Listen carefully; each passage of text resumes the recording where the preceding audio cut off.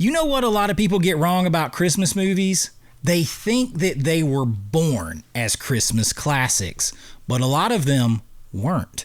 A huge chunk of the Christmas movies that we quote, argue about, and rewatch every single December didn't become traditions in the movie theaters.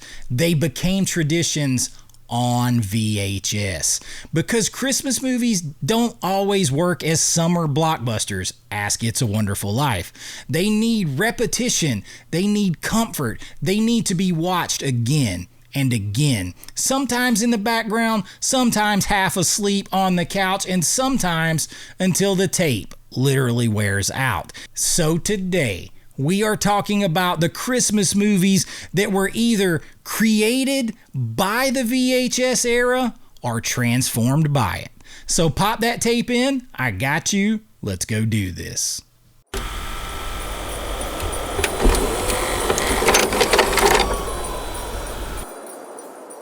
All right, so a quick little clarification before we jump right into the list. You're not going to find It's a Wonderful Life or A Christmas Story on this list, and there's a distinction as to why.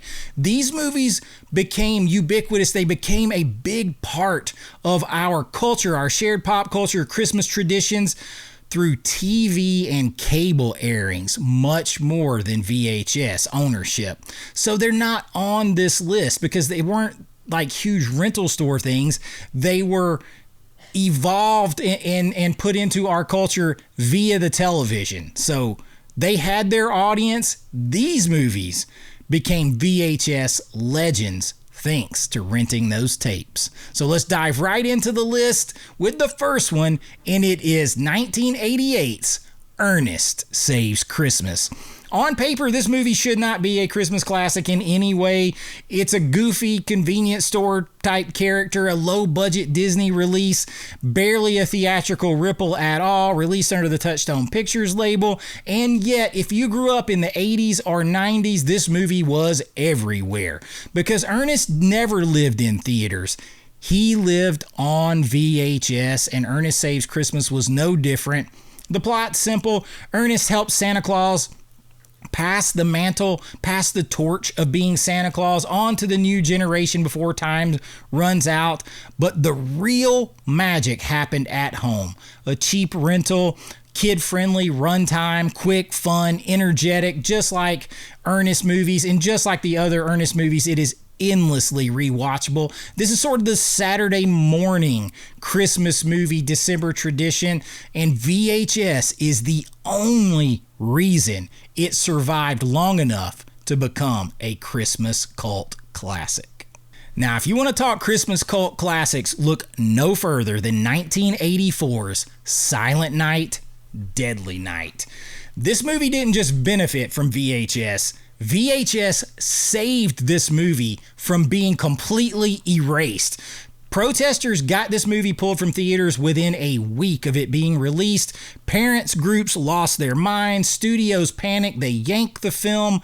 But in a pre-home video world, this movie would have vanished forever. But VHS said, you can't stop people from watching this movie anymore. Here is Silent Night, Deadly Night. And on tape, it became sort of this hush, talked about, infamous, forbidden, dangerous, passed hand to hand, like contraband type movie. I got it right over here with the beautiful 4K because the plot revolves around a boy who dresses up, or a guy who dresses up as a killer Santa Claus after being traumatized by yet another killer Santa Claus when he was a boy. It was never meant for mainstream Christmas crowds, but VHS created a midnight movie Christmas subculture of horror films, and this film became one of its pillars, and it's all thanks to VHS. Now, the next one is an interesting case. It's 1996's Jingle All the Way.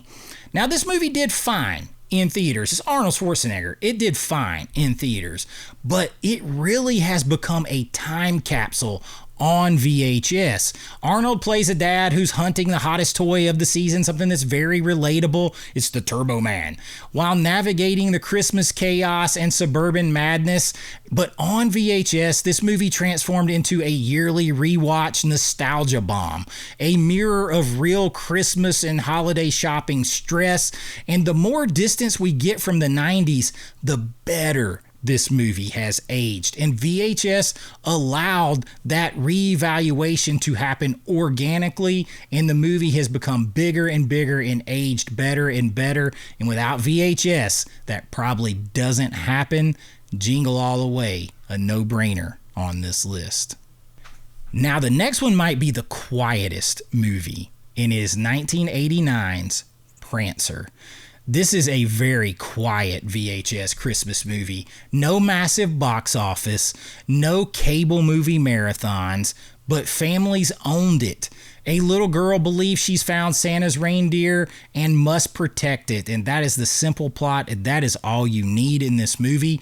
And on VHS, this movie started to be played every December. You got Sam Elliott with heartfelt monologues in this thing. It became sort of an emotional shorthand for Christmas, and it hits harder and harder with age, I promise you. This is the kind of movie that VHS was built for. Intimate, sincere, not a huge budget, not a lot of fanfare, but just a movie that is going to be loved, cherished, and passed down and survive forever thanks to VHS. Now, next up is 1974's Black Christmas. Now, while Bob Clark's other film, A Christmas Story, found, yes, very, very different, but the same guy. That movie found its audience thanks to being pushed on television again and again and again and again. Black Christmas is completely different. This was not a Christmas classic in 1974. It became a Christmas classic because later on, when VHS got big, fans, particularly horror fans, found it on VHS. So this really predates going and renting any VHS at all. The plot, you've got a sorority house, obscene phone calls, an unseen killer hiding in there, years ahead of its time. It predates Halloween, and people didn't even realize that until it got on VHS tape. It is smarter than most slashers that followed it. This is one of the purest Christmas horror films ever made, and VHS, years after its release, is what turned Black Christmas into a Christmas horror film legend. Without VHS, this movie is probably not the same. It's not held in the same status as it is today. Black Christmas and VHS go hand in hand. Now, the next one's going to surprise you because it had a massive box office success, but that is Christmas Vacation, National Lampoon's Christmas Vacation to be exact. And yeah, it was a box office smash. It was huge, but that's not where it became immortal. It became immortal on VHS. In theaters, it was the funny sequel. It was seasonal. It was Christmas time. I know I told the whole story of my first date, quasi date there on my 10 facts about Christmas Vacation. You should check out that video. But on VHS, it found its legs, baby. It became a quote machine, a sort of meme generator of its own, a GIF generator, GIF, however you want to say it, a background ritual, a yearly multiple rewatch film, and just sort of family language. Like, I quote this movie to death. I have my own Christmas Vacation tree over there. It was VHS that made that happen. It could have easily just been forgotten and thrown back in with other comedies and Christmas stuff.